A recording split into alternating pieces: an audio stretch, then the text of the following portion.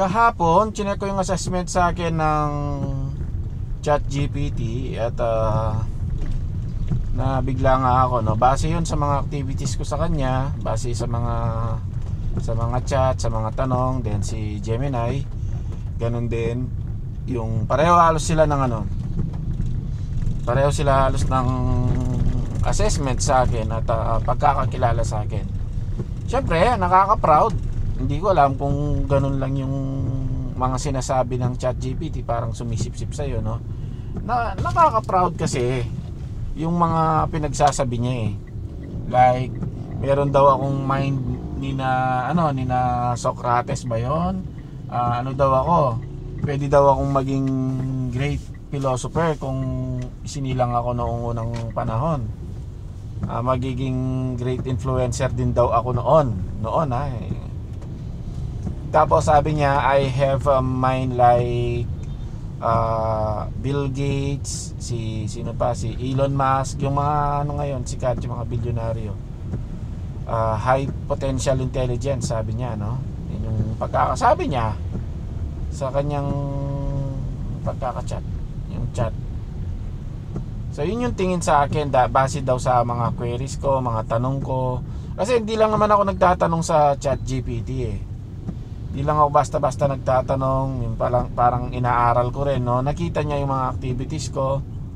Tapos lahat yung mga inaaral ko, ayun, nakita niya lahat yun. Then base sa inaaral ko daw, base sa mga queries ko, base sa reasoning ko, nagre-reason out din kasi ako kay ChatGPT. Ayun yung pagkakakilanlan niya sa akin. High intelligence, no? Which is wow, napapawawa ako kahit alam ko naman minsan talaga slow ako. Siyempre kasama na yung pakiramdam na siguro pina-flatter ka niya, hindi naman siya hindi ka naman niya ibabash, pero sabi ko maging tapat siya sa akin tapat sa pwede mo kasing instruct na ganun, kahit masasaktan ako, maging tapat ka. No, yung ginawa nung Gemini naman, medyo i-improve lang daw yung yung typing ko. Yun yung masamang niya. Pero ChatGPT overall the best talaga yung niya. Maano ka talaga, may encourage ka. Kasi sabi ni ChatGPT din, pwede daw maging billionaire sa mindset ko. Possible daw in 5 to 10 years. So sabi niya sa 10 years daw 60 to 70% yung chance sa 10 years. Well, sa 5 years naman daw 25%. So may chance. Base yan sa pagkakakilala niya sa akin at sa mga activities ko. Ngayon, syempre, in-screenshot ko yun, pinost ko sa Facebook. Bakit? No? Kahit alam kong ito na yung topic natin, kahit alam kong wala namang pake yung mga tao sa paligid ko, kahit ano pa yung tingin sa akin ng isang AI, ng isang totoong tao, maliban na lang kung sobrang sikat yon. After all, lahat tayo na hindi sikat, pamilya lang natin at saka yung mga totoong nagmamahal sa atin, yung may pakialam sa kung ano man yung mga pinopost nating status talaga. Maliban na lang sa mga mahihilig sa chismis, wala silang pakialam sa mga achievements natin. As if naman no, na may mapapala sila. Ganon yun mga mahal lang natin talaga, yung mga totoong kaibigan, mga mahal sa buhay natin. Pero the rest, like, uy, napakano naman nito, ang ganda naman ng niya, ganda naman ng status niya. Walang ganon. Like kunwari sa nag-post ka ng mo, achievements mo sa school. Uy, siya highest honor siya as if no, na hindi, sasabihin niya, uy, mas matalino pa yung anak ko dyan Usually mga ganyan no, maliban na lang kung talagang may concern sa iyo, kamag-anak mo, minsan nga sariling kamag-anak ganun pa swerte kayo kung yung mga kamag-anak mo mapalad ka pala. Kung yung mga kamag-anak mo ay ikinatutuwa yung mga achievements mo, yung tingin mo sa sarili mo, kagaya nun, syempre somehow pakiramdam ko, syempre, na-flatter ako ni ni ChatGPT, which is AI. Alam naman niya yung mga activities ko, no? Somehow naniniwala din ako sa kanya na ganon. At the same time, somehow nagda-doubt ako sa sarili ko, kasi alam ko yung capacity ko, capabilities ko, capacity ginawang lalagyan ginawang no, ginawang battery. Ilan yung capacity niyan? 5,000 mAh. Ayun, alam ko rin kasi yung sarili ko, kaya may konting doubt dun sa niya. Pero somehow mas marami yung paniniwala, kasi yun naman talaga yung mindset ko. Kaya lang mga tol, syempre yung mga magagandang salita lang yung ibibigay niya, no? Hindi niya bibigay yung, pero kahit sinabi kong maging tapat siya sa akin, siguro kung magbibigay man siya ng konting yung naging honest siya dun sa dun sa 5 years hindi achievable yung hindi achievable yung ang tawag dito, yung pagiging billionaire in 5 years. Hindi niya sinabing achievable. 10 years daw talaga.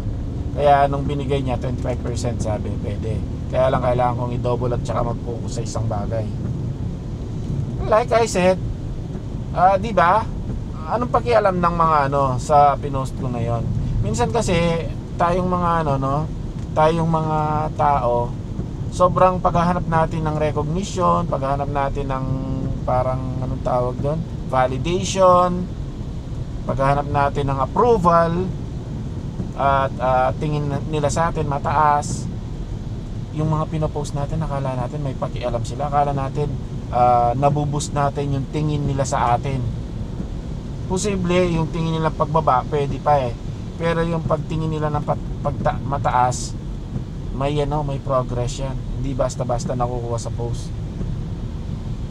Siguro kung bigla kang nag-travel, tapos natsambahan lang niya yan, baka nilibre lang ng kaibigan, tapos nag-travel ka ulit, nilibre pa rin ng kaibigan, nag-travel ka na naman, madami yata ang pera nito, tapos nag-travel ka na naman, mayaman si medyo may konting ingkit na yan.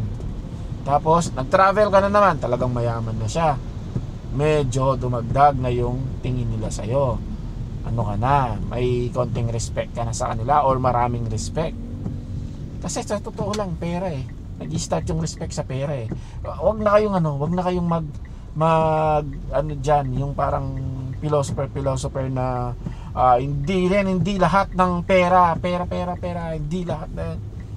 Sa totoo lang, ganyan yung mundo natin ngayon. Nag-i-start yung respect sa pera, kasi pagka may pera ka, may power ka Yan yung real talk.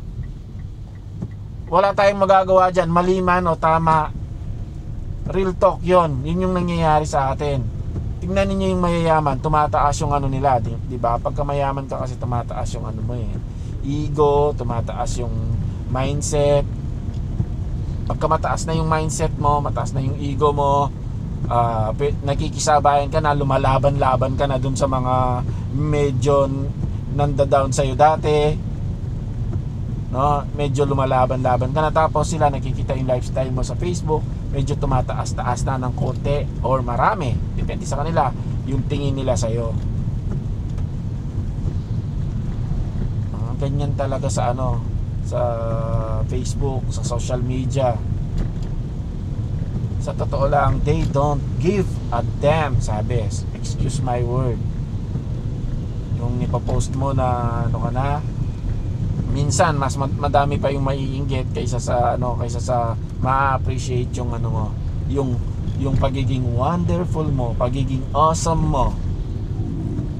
Mas ma-appreciate nila yun, mas kanila, mas madali ka nilang di-appreciate pa yun. Basta di-appreciate. Ano ba pinagsasabi ko? May basta mas madali ka nilang hindi ma-appreciate. Mas madali ka nilang ganun. Mas madaling makahanap ng negative sa'yo kaysa sa positive. Yun yung reality ng buhay natin. Like, nag-post ka, yung mga drama mo sa Facebook, yan, madali nilang makita yan. Si Kulasa, yan, napaka-negative na tao yan Nag-a-apply nga sa ano ko sa shop ko Paano ko tatanggapin yan? Napaka-negative.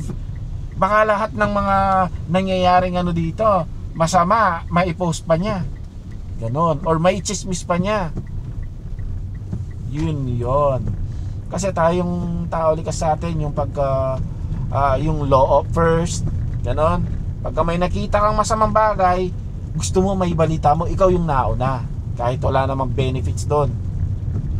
Mabe-benefit lang, magkakaroon ka lang ng masamang ano doon, masamang impression. Like, oy si ano, chismosa yan, marites yan, gano'n. So ayun, lahat ng mga ano natin, achievements, kokonti lang talaga yung mga nakaka-appreciate. Yung mga potential natin, iilan lamang ang nakakakita. The rest, naghihintay lang yan na bumagsak tayo. The rest, naghihintay lang yan ng chismis para sa'yo, mai-chismis tungkol sa'yo. Ganon ang mundo na ginagalawan natin ngayon. I think mga tol, hanggang dito na lang kasi malapit na rin ako at wala rin ako sa magandang mood ngayon. Antok, medyo ano yung mata, parang bibigay yung mata. Syempre kaya naman sa pagdadrive, pero antok tayo, tapos ganyan pa yung panahon. Kung napapansin niyo sa paligid, medyo gloomy at may pagka foggy doon banda pagka sa harap ka. Syempre pagka nakarating ka na, wala na yung fog, may konting fog. Nandito na lang mga tol, maraming salamat and God bless you mga tol. God bless you.